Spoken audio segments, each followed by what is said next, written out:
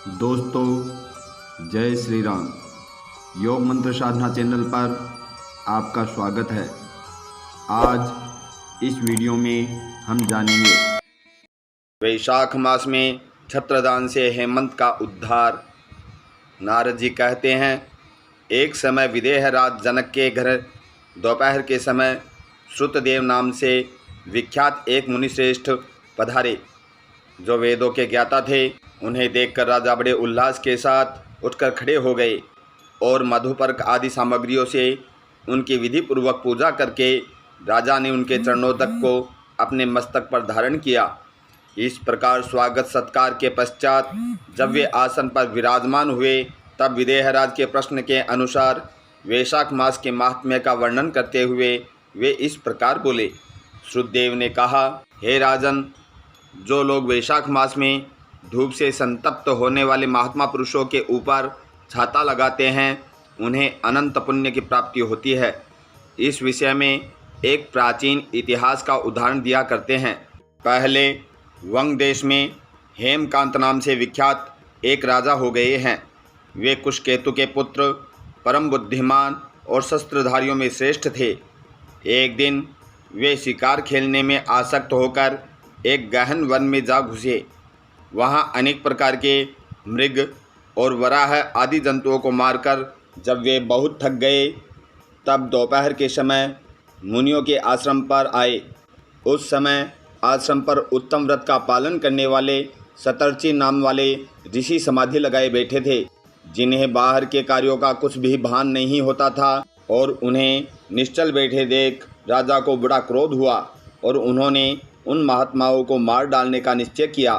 तब उन ऋषियों के 10,000 शिष्यों ने राजा को मना करते हुए कहा, ओ खोटी बुद्धि वाले नरेश, हमारे गुरु लोग इस समय समाधि में स्थित हैं। बाहर कहाँ क्या हो रहा है इसको ये नहीं जानते, इसलिए इन पर तुम्हें क्रोध नहीं करना चाहिए। तब राजा ने क्रोध से विह्वल होकर शिष्यों से कहा, द्विज कुमारों, मैं मार्ग से थका मांदा यहाँ आया हूँ, अतः तुम ही लोग मेरा आतिथ्य करो। राजा के ऐसा कहने पर वे शिष्य बोले, हम लोग भिक्षा मांगकर खाने वाले हैं। गुरुजनों ने हमें किसी के आतिथ्य के लिए आज्ञा नहीं दी है। हम सर्वथा गुरु के अधीन है, अतः तुम्हारा आतिथ्य कैसे कर सकते हैं। शिष्यों का यह कोरा उत्तर पाकर राजा ने उन्हें मारने के लिए धनुष उठाया और इस प्रकार कहा, मैंने हिंसक जीवों और लुटेरों के भय आदि से जिनकी अनेकों बार रक्षा की है, जो मेरे दिए हुए दानों पर ही पलते हैं, वे आज मुझे ही सिखलाने चले हैं।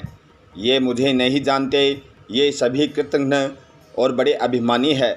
इन आतताइयों को मार डालने पर भी मुझे कोई दोष नहीं लगेगा। ऐसा कहकर वे कुपित हो धनुष से बाण छोड़ने लगे। बेचारे शिष्य आश्रम छोड़कर भय से भाग चले। भागने पर भी हेमकांत ने उनका पीछा किया और 300 शिष्यों को मार गिराया।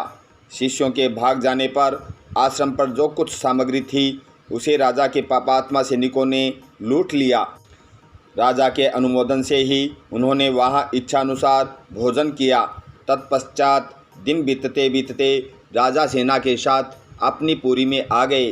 राजा कुशकेतु ने जब अपने पुत्र का यह अन्यायपूर्ण कार्य सुना, तब उसे राज्य करने के अयोग्य जानकर उसकी निंदा करते हुए उसे देश निकाला दे दिया।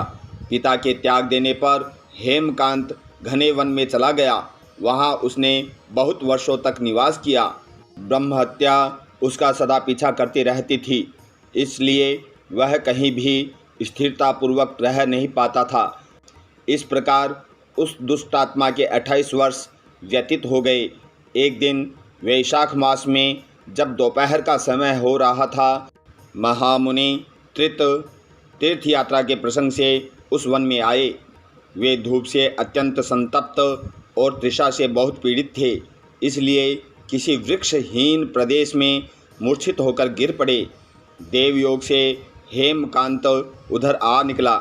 उसने मुनि को प्यास से पीड़ित, मूर्छित और थका मांदा देखकर उन पर बड़ी दया की।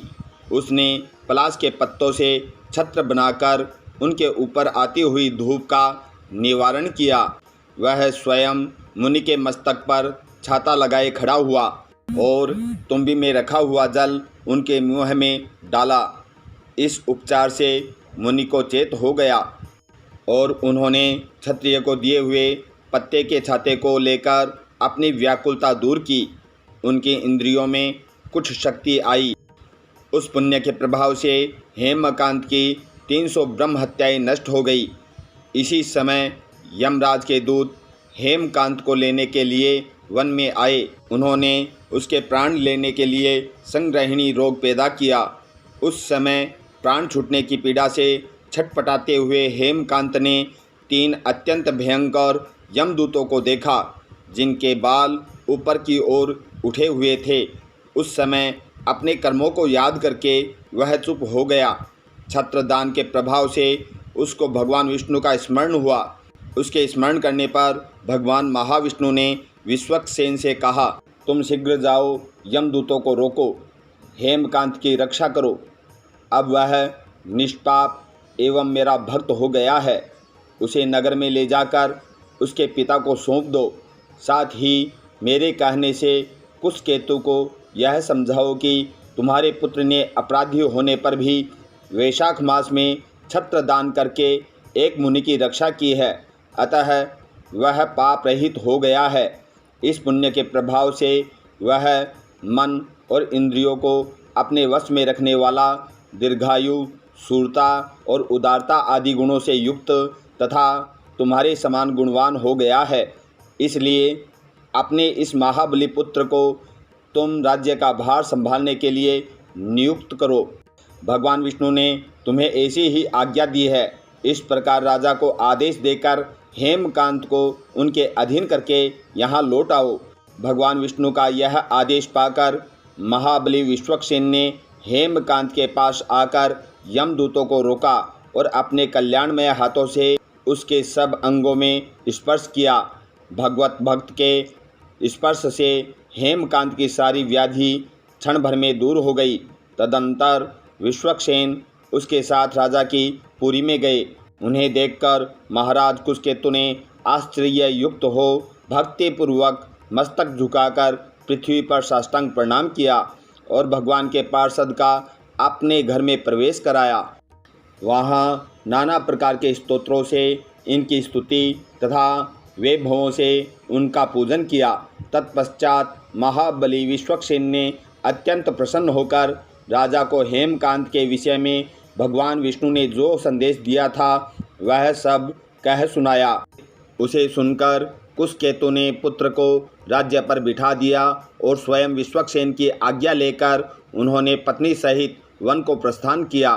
तदनंतर महामना विश्वक्सेन हेमकांत से पूछकर और उसकी प्रशंसा करके श्वेत द्वीप में भगवान विष्णु के समीप चले गए।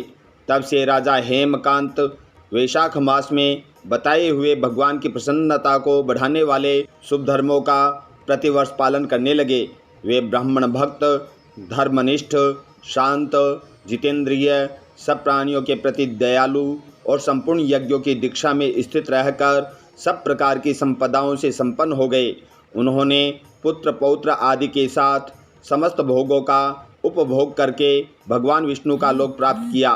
वैशाख सुख से साध्य अतिशय पुण्य प्रदान करने वाला है। पाप रूपी ईंधन को अग्नि की भांति जलाने वाला, परम सुलभ तथा धर्म, अर्थ, काम, मोक्ष चारों पुरुषार्थों को देने वाला है। अगर आपको ये वीडियो अच्छा लगे तो इसे शेयर करें, लाइक करें और चैनल को सब्सक्राइब करें। जय श्री राम।